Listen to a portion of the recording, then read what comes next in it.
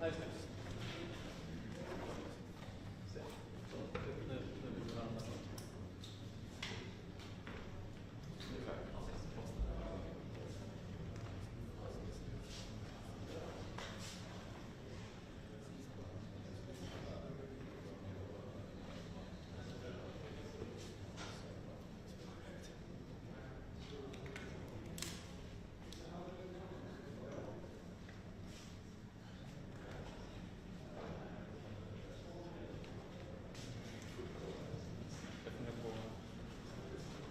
Ser man liksom på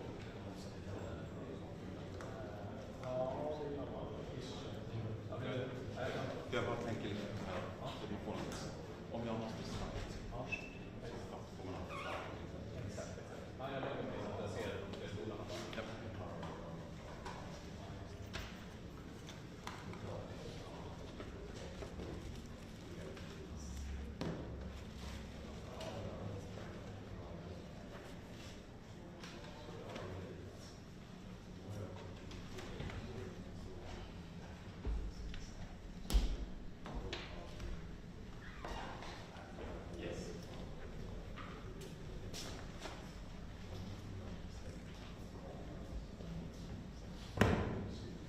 Det är en av de eventuella Nobelpristagarna. Jag försöker se smart ut.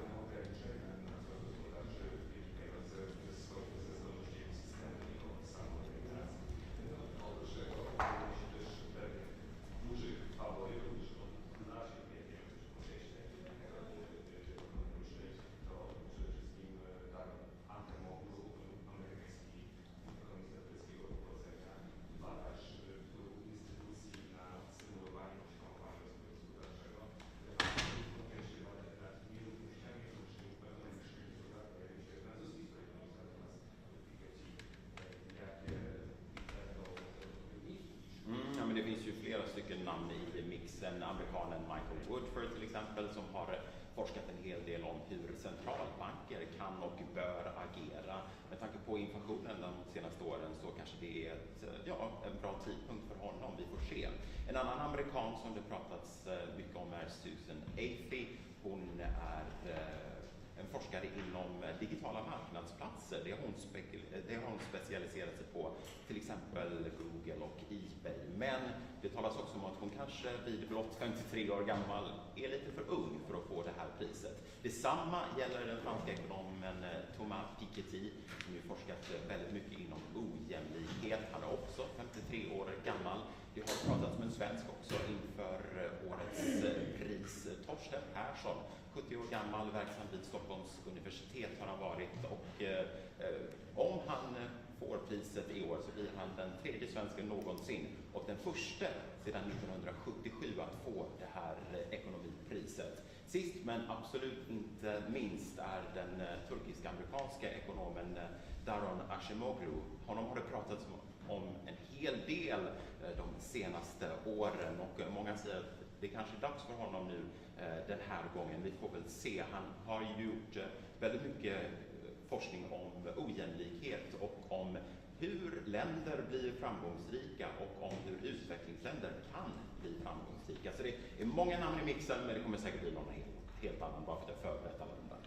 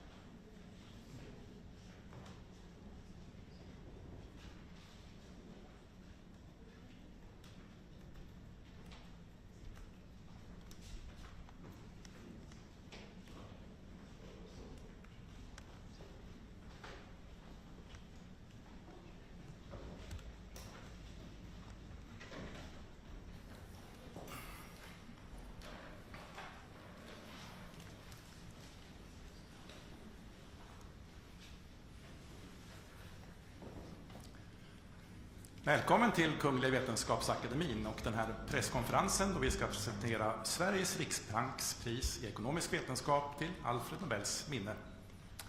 Welcome to this press conference when we will present the Royal Swedish Academy of Sciences Prize, Sveriges riksbanks prize in economic sciences in memory of Alfred Nobel.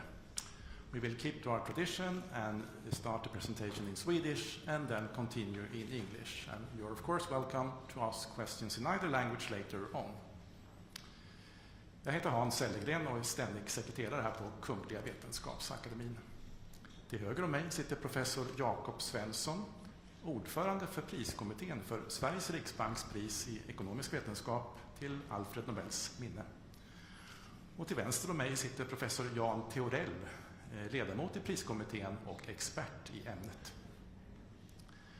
My name is Hans Ellegren. I'm the Secretary General of the Royal Swedish Academy of Sciences. And to my right is Professor Jakob Svensson, Chair of the Prize Committee for the Sveriges Riksbanks Prize in Economic Sciences in memory of Alfred Nobel. And to my left, Professor Jan Theorell, member of the Prize Committee and an expert in this field. Årets pris handlar om att förstå skillnader i välstånd mellan länder. This year's prize is about understanding differences in prosperity between nations. Kungliga Vetenskapsakademin har idag beslutat att utdela Sveriges riksbankspris i ekonomisk vetenskap till Alfred Nobels minne för 2024 till Darren Acemoglu, MIT, Cambridge, USA, Simon Johnson, MIT, Cambridge, USA och James Robinson, University of Chicago, USA, för studier av hur institutioner formas och påverkar välstånd. The Royal Swedish Academy of Sciences has decided to award Sveriges Riksbanks Prize in Economic Sciences in memory of Alfred Nobel for 2024 to Darren Acemoglu, MIT, Cambridge, USA, Simon Johnson, MIT, Cambridge, USA, and James Robinson, University of Chicago, USA, for studies of how institutions are formed and affect prosperity. Professor Jakob Svensson will now give us a short summary. Please, Jakob. Thank you. Global inequality is largely driven by differences in average income across countries. But why are some countries poor while others prosper? And why are the gaps between poor and rich nations so persistent?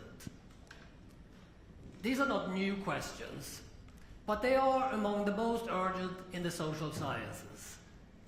And addressing them is extremely challenging. This year's laureates have pioneered new approaches, both empirical and theoretical, that have significantly advanced our understanding of global inequality. On the empirical side, their work has greatly enhanced the study of the causal effects of institution on prosperity. In so doing, in countries today. On the theoretical side, their research explains why extractive economic institutions and dictatorships often persist, even though reforming them would benefit most. It also outlines conditions under which institutions are likely to change. Reducing the huge differences in income between countries is one of our time's greatest challenges. Thanks to Darren Acemoglu, Simon Johnson, and James Robinson's groundbreaking research, we have a much deeper understanding of the root causes of why countries fail or succeed. Thank you, Jakob. Professor Theorell, are you ready to give us more details about the prize? Yes.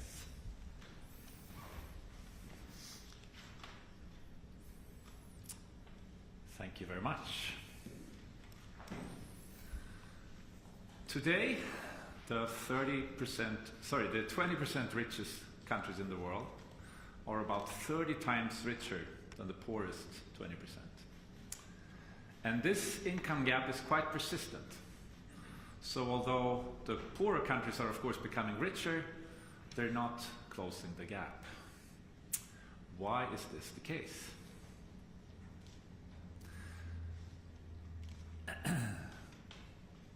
Backwards. Sorry. Acemoglu, Johnson, and Robinson have shown that a large part of this income gap is due to differences in economic and political institutions in society. And they depart from a very broad definition of institutions as the rules of the game in society, structuring the incentives in human exchange. More precisely, they make it a distinction between, on the one hand, inclusive institutions, such as broadly protected property rights and democracy, and on the other, extractive institutions, which more implies large risks of prosperity, whereas extractive institutions lead to poverty. How do you provide evidence for that kind of claim? This is really difficult task. To begin with, a large many factors both affect what societal institutions you have and whether you get prosperity or not. And to control for all this in a single study is close to impossible. It's also the case that many things that you might think are a cause of prosperity could actually be a consequence. making it even more difficult. And these empirical challenges aside, you also need a really good theory to understand what institutions are, how they persist, and why they sometimes change. Empirically, the laureates met these challenges by studying a huge intervention in human history, the colonization of large parts of the world by the Europeans, starting in the 16th century and onward. What they showed was that as a result of colonization, there were huge differences in economic and political institutions that arose in the colonized parts of the world, largely due to how many Europeans actually settled in the colonies. So the more settlers you had, the more you had to establish institutions that were good for investment. By very creatively using data on mortality rates of soldiers, bishops, sailors stationed in these colonies, the laureates were able to show that one of the things that largely impacted on how many settlers actually settled was the disease environment in the colonies. So the lower settler mortality, the more Europeans actually settled, and the more inclusive institutions they established for the benefit of the settlers. But the more deadlier diseases there were in the colonies, such as malaria or yellow fever, the fewer Europeans actually settled. And that meant that the Europeans either took over or established extractive institutions for the benefit of a narrow elite at the expense of the wider population. And this led then to this long-run effect on prosperity. Another thing the laureates showed was that as a result of colonization, there was a reversal of fortune. And this graph illustrates this reversal. So what you have here on the x-axis is a measure of prosperity before colonization, the year of 1500, it's urbanization rate. And on the y-axis, you have a measure of the same around the time when they did this study, that is the mid-1990s, GDP per capita. And what you can see here is that countries that were richer before colonization, to the right here, have now become relatively poorer, whereas countries that were poorer at the time of colonization have now become relatively richer. And this, again, is in large part due to the inclusive institutions that the settlers established in these then formerly poorer countries. But taking a step back, in order to understand this, the laureates not only had to make an empirical contribution, but also a theoretical one. Because if you think about it, and if you rule over a poor country, why don't you just take the institutions that you know are good for growth? Growth would be best for everyone. Why don't you just introduce these inclusive institutions instead of the extractive ones? To answer this question, the laureates developed a series of game theoretical models. And these models center around the conflict between the rich elite, ruling elite, and the poorer masses, and a problem of credibility between those two groups. So to simplify things, the elite, here represented by the king in his tower, could, for example, promise economic reforms.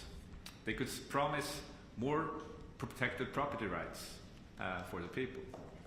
But this promise is not credible as long as the king or the elite remains in power. That is, as long as they don't change the political institutions.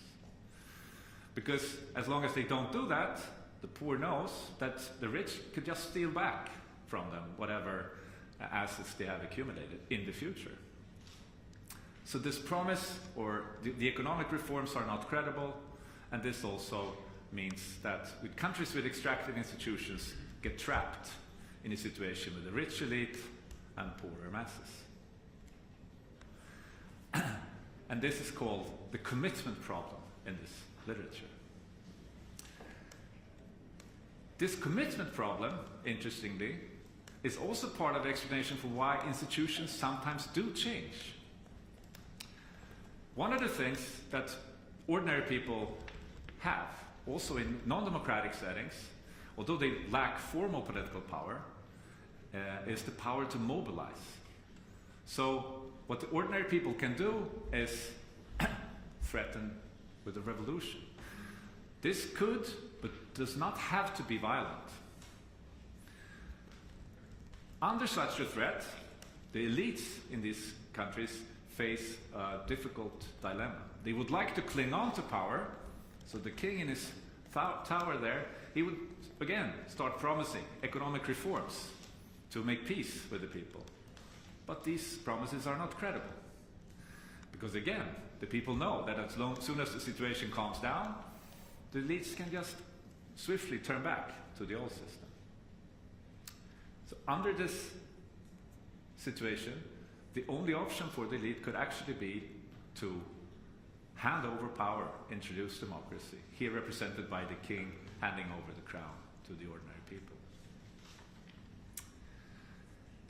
So, to sum up, Acemoglu, Johnson and Robinson have both made an empirical and a theoretical contribution that has hugely impacted on later research in these fields. On the theoretical side, they have given us much better understanding for how institutions are formed, that is, how they, why they persist and under what circumstances they sometimes change. And on the empirical side, they have shown this huge impact of institutions on prosperity. And although they don't provide any simple recipes or have any concrete policy proposals, this of course also has huge societal impact. To just mention one, their insights show us that work on promoting democracy, more inclusive institutions, is an important way forward for promoting economic development and closing the world income gap. Thank you. Thank you, Professor Theorell. I believe we might have Professor Daron Acemoglu online here. Are you with us, Professor Acemoglu? Yes, I am. Thank you. Yeah, good morning, and please accept our warmest congratulations. Thank you. I am delighted. It's just a real shock and amazing news. Thank you. Yeah, so you feel okay right now? I am completely fine, yes. Yeah. Here at the press conference, I believe we have many interested journalists, both from Sweden and from the international press. Would you be ready to take some questions from them? Of course, I would be delighted. Okay. Who would like to start? Yes, please. Hello, this is Bogdan Radajewski from the Polish television. Congratulations, Professor. Thank you. What I'm wondering and what I wanted to ask, because at first glance you could see the results of your work and your research as a simple recommendation that democracy means economic growth.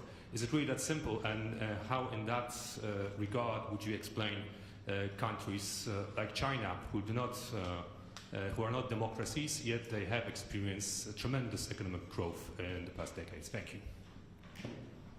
Thank you very much. Yes, I think broadly speaking, the work that we have done favors democracy. And in follow-up work that I have done with Pasquale Restrepo, Suresh Naidu, and James Robinson, we specifically look at the democracy problem as well and find that countries that democratize, starting from a non-democratic regime, do ultimately grow in about 8-9 years faster than non-democratic regimes, and it's a substantial gain. But democracy is not a panacea.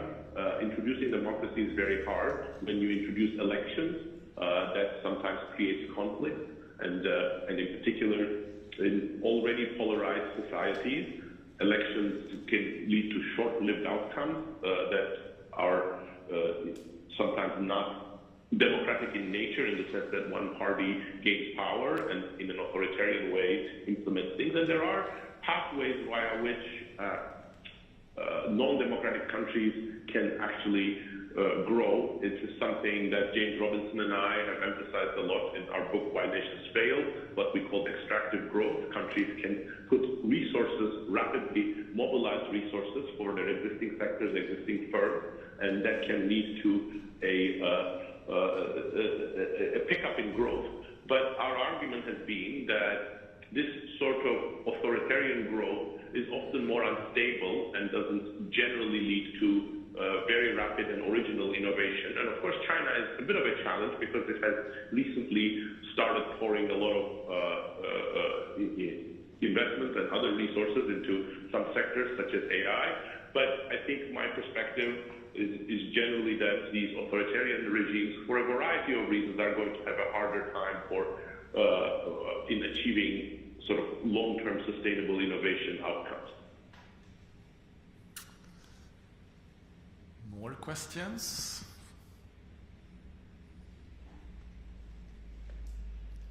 Maybe I can ask a question. What was your personal reaction when we reached you on phone?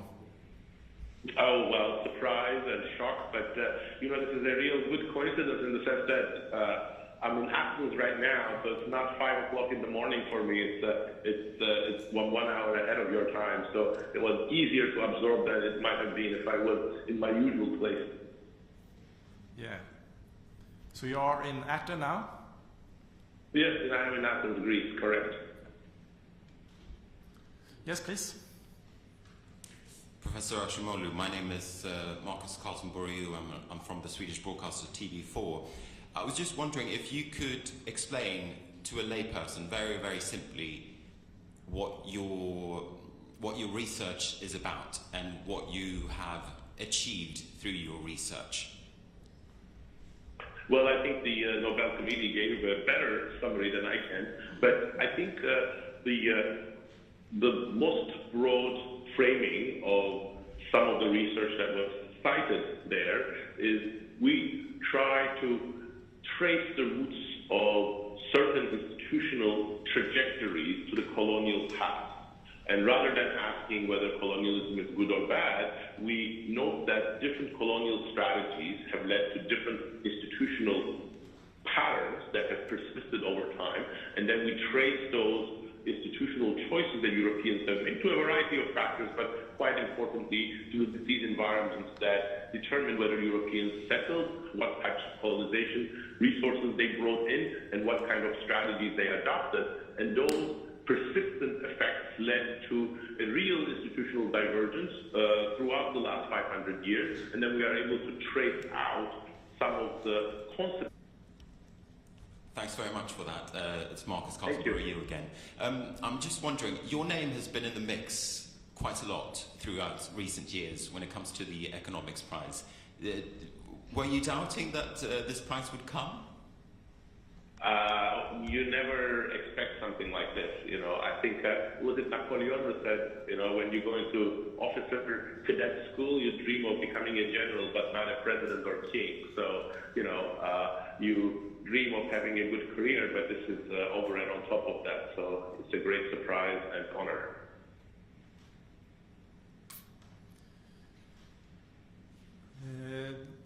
Okay, this seems to be the last question from the press for you, Professor Ashimoglu. Thank you. Was there one more? Yeah, sorry, one more, please. Of course. I think it was actually there in the back. Thank you. Congratulations, Professor. Paul Rees from Al Jazeera English. Could you just sort of clarify again, in terms of a before and after state, why colonialism is such a good test for this? Well, I think it's not that there is anything in the nature of colonialism that makes it sort of a good test, but what colonialism did was it transformed the institutions, the organization of many societies around the world, starting sometime around 1500. And these were both different outcomes within the colonial world, and because they were so deeply affecting the organization of these societies, they had very persistent effects. So in some sense, to us, colonialism is interesting in and of itself. It's one of the most significant things, but it was also a natural experiment that divided the world into very different institutional trajectories. Was it some more there? Yeah, please.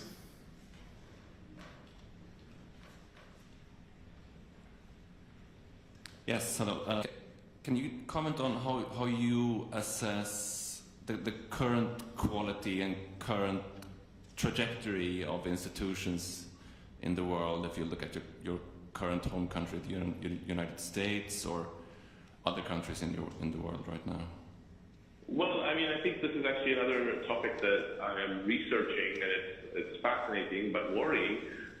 If you look at data that international organizations such as Freedom House, VDEM, or others collect, they see that institutions everywhere, including in the United States, including some European countries, and in many parts of the emerging world, are getting weaker and weaker. If you look at data from surveys that ask people their views about authoritarianism, dictatorship, democracy, and so on, you see that that support for democracy among the population is at an all-time low. So that suggests that despite the potential for democracy to spearhead rapid growth and consensus around difficult choices, we are not probably achieving that full potential. And in fact, my evidence also suggests that democracies particularly underperform when the population thinks that they underdeliver. They don't rise up to their promises in terms of providing good governance, control corruption, limit inequality, create shared poverty, shared prosperity, and so on. So I think this is a time when democracies are going through a rough patch, and it is, in some sense, quite crucial that they reclaim the high ground of better governance, cleaner governance, and delivering sort of the promise of democracy to a broad range of people. Thank you. No, I don't see any more questions. Again, thank you very much, Professor Acemoglu, and again, our warmest congratulations. We look forward to see you here in Stockholm in December for the Nobel Prize ceremony. Thank you very much. I am looking forward to that as well. Thank you. Yeah. Bye-bye. Bye-bye. Okay, so let's move on. If there are questions about the prize in economic sciences or the research involved to the committee, and again, you can ask questions in Swedish or in English. Please.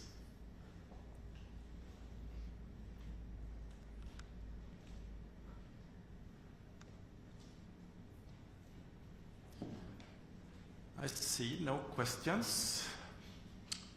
So then we end here. Thank you for attending, and look forward to see you then when we have press conferences in December with the laureates present here. Thank you.